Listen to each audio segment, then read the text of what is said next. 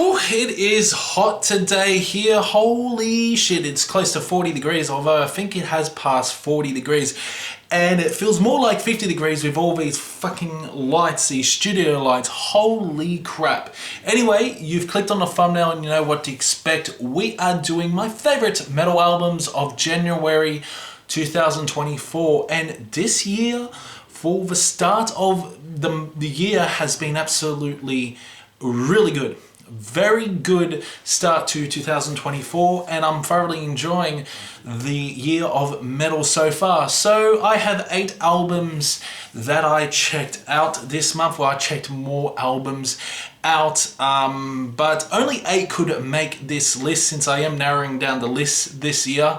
All these albums are quite stellar in my opinion. And before I start, make sure you pop your favorite metal albums down below and let's get on with it. So, lucky last, but it's still a good, very good fucking album, but not the best album of the month. It is Abhoria and the album Depths. Piano provides the illusion that hope may still be found when they die.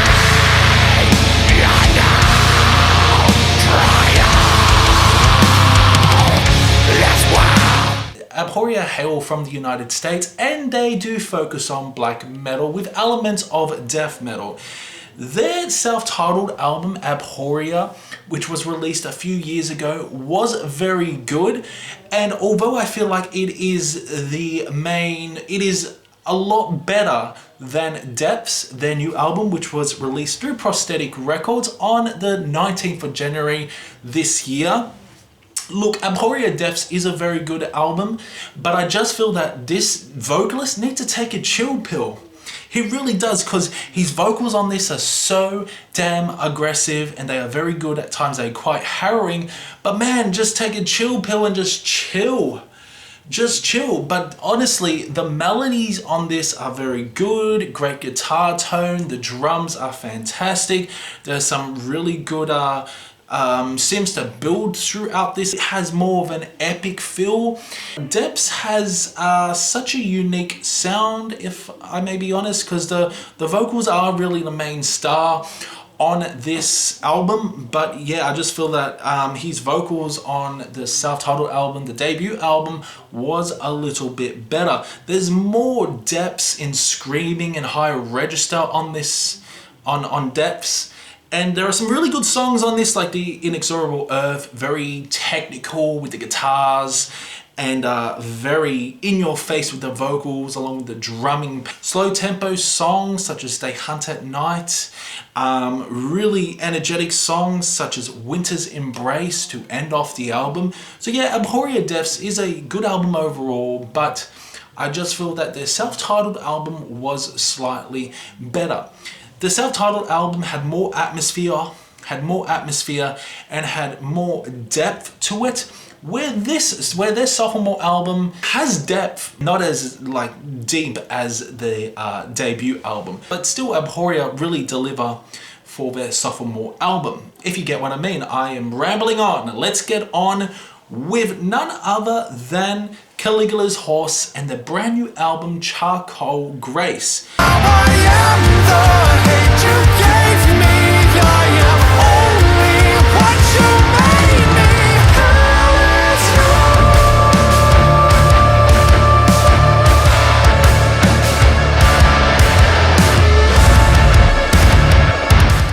Now, in case you don't know, Caligula's Horse are a progressive metal band. They do incorporate elements of rock as well, and a bit of some metalcore styles with some breakdowns in some songs. But Charcoal Grace by Caligula's Horse was released on the 26th of January. So interesting day, 26th of January, a controversial day now in Australia. It is Australia Day, so they released it on Australia Day. Wow. But this was released on Inside Out Music. And yeah, this album is very good. Now, at first listen, I wasn't too impressed with it, But on continuous listens, repetitive listens, just like Rise Radiant, which was released in 2020 during the COVID years, I felt that, yeah, it is starting to grow on me. Some really good solos on this. The vocals as well by Jim Gray. Very good vocalist. The guitars by Sam Vallon as well. Soaring guitars, the drums are fantastic, very cool odd time signatures. Charcoal Grace 1, Pray is fantastic. Charcoal Grace 2, A World Without is a very good song. Songs like Sails, The Storm Chaser, there are softer songs on this album mixed with the heaviness as well. And yeah, this is a very good Caligula's Horse album. And Charcoal Grace really delivers, but I would recommend that if you like progressive metal, you may enjoy Caligula's Horse at first, but you will really start to really enjoy Caligula's Horse by the 10th listen. I really exposed myself to this album, and that's why it's made it on my list.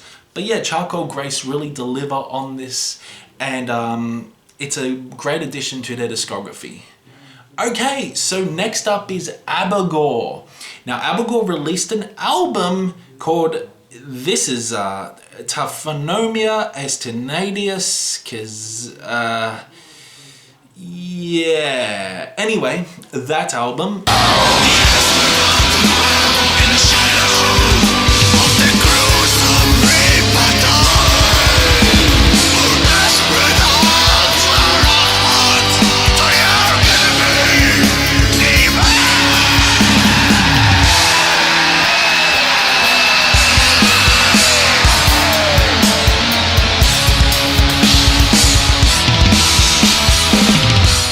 This was apparently released this year. It says on Metal Archives it was released on December 21st, 2023. That's interesting. But what can I say? Abigor really deliver on this album. A lot slower tempo songs on this with some doomy laden elements. And at times it feels like you are lost in a forest and you're in a dizzying circus. Yes, there are some really cool vocals on this and he really delivers.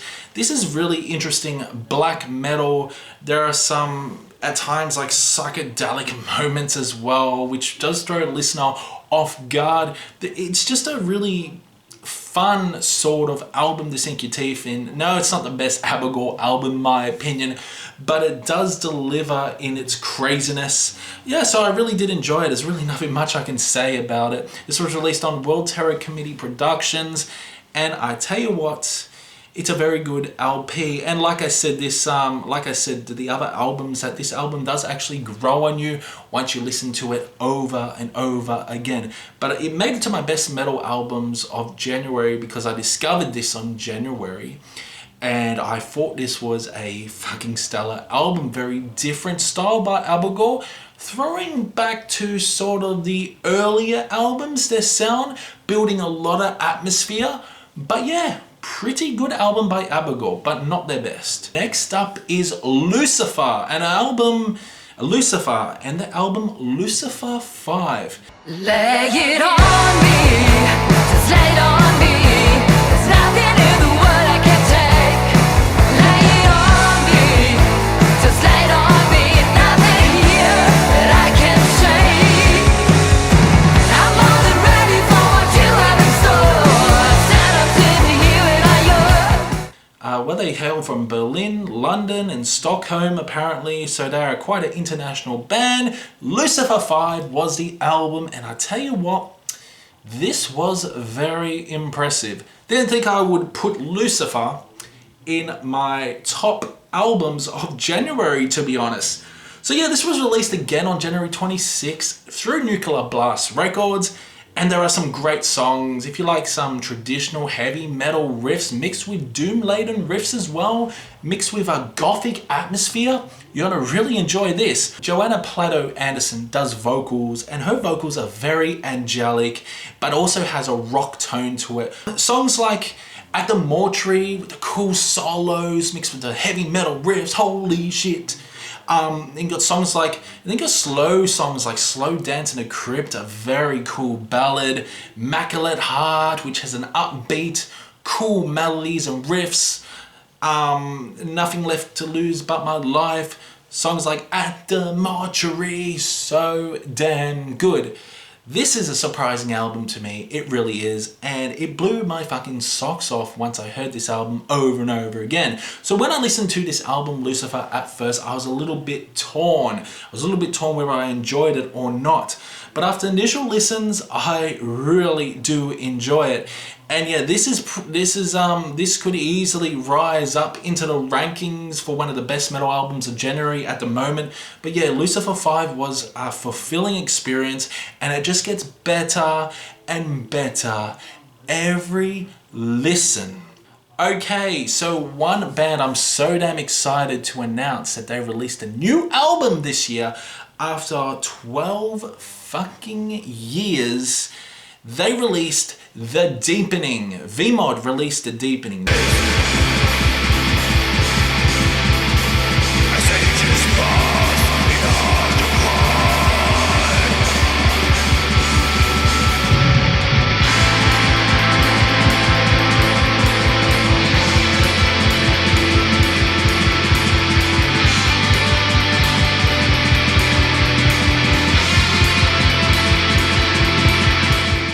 I did have the pleasure to see Vemod live at Inferno Fest in April last year in Norway, and they were absolutely amazing. I think they actually performed the whole album Vinter på Stormene, which was an amazing album, and they finally released an album called The Deepening, January 19th, 2024. It was released through Prophecy Productions. And I'll tell you what, this is sort of, yes, it's like the continuation of Vinter på Stormene. They do incorporate a lot more atmosphere, a few psychedelic elements as well, where you could say it's close to spacey, like True North Beckons does incorporate some interesting psychedelic rock moments on it. The first song, Dear Gooda Der, oh wow, what a song that is. The vocals at times are quite harrowing and quite expressive, but it really goes up to the next caliber. And there are some great songs like The Deepening, which is like 16 minutes, which will just blow your balls out the window. It's fantastic. So yeah, Vemod, The Deepening really have interesting concepts, interesting songwriting, and it's easily one of the best metal albums of January. So next up is I've already done a video for this band. It's Luciferian Rites and their album Oath of Midnight Ashes.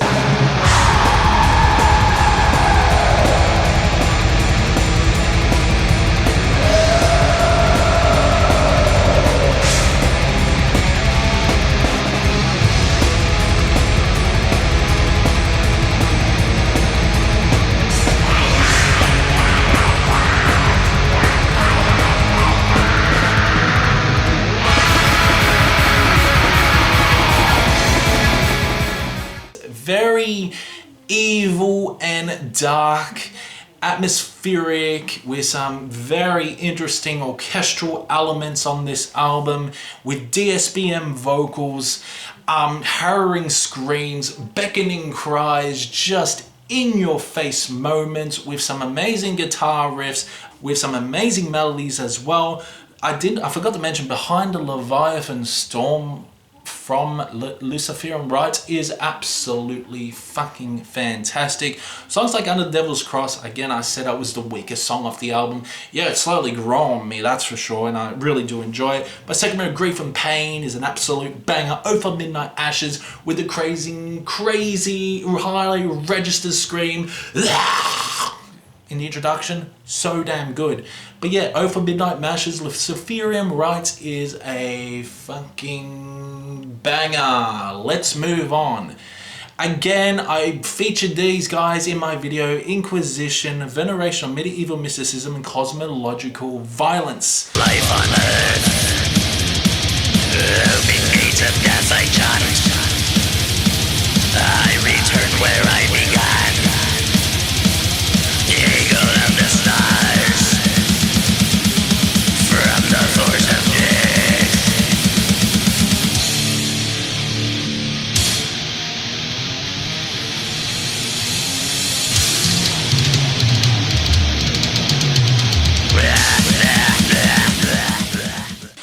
Another great album by Inquisition. Not his best album, but one of his best. I tell you what, some really short, quick, fast tempo songs.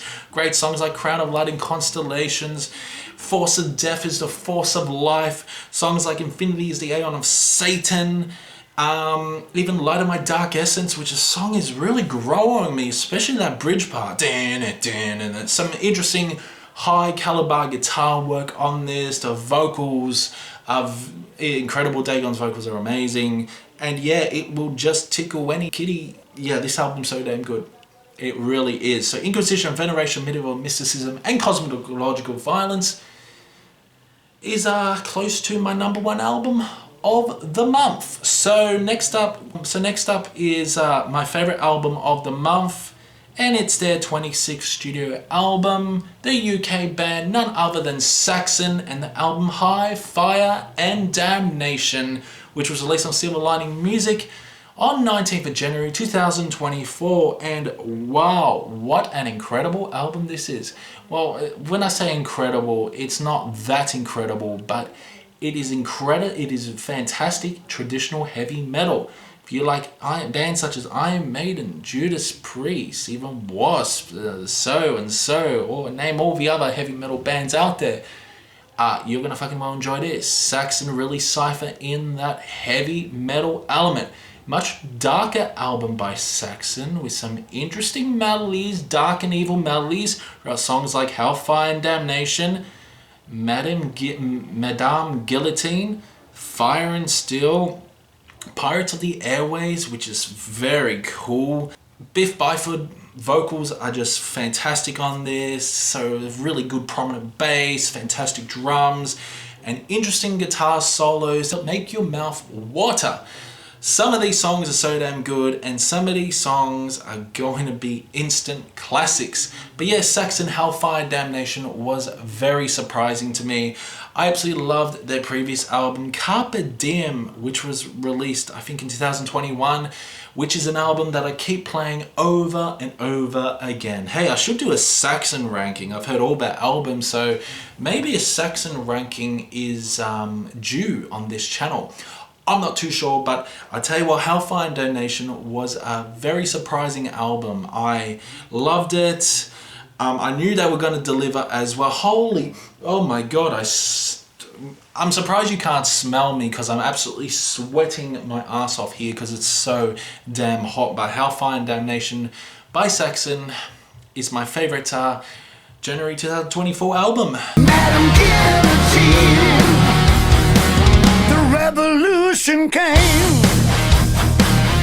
I was never to blame. So yeah, let me know in the comments below your favorite January 2024 album. Do you agree or disagree with my opinion? Let me know what bands you want to check out on this list, and I will see you in the next one.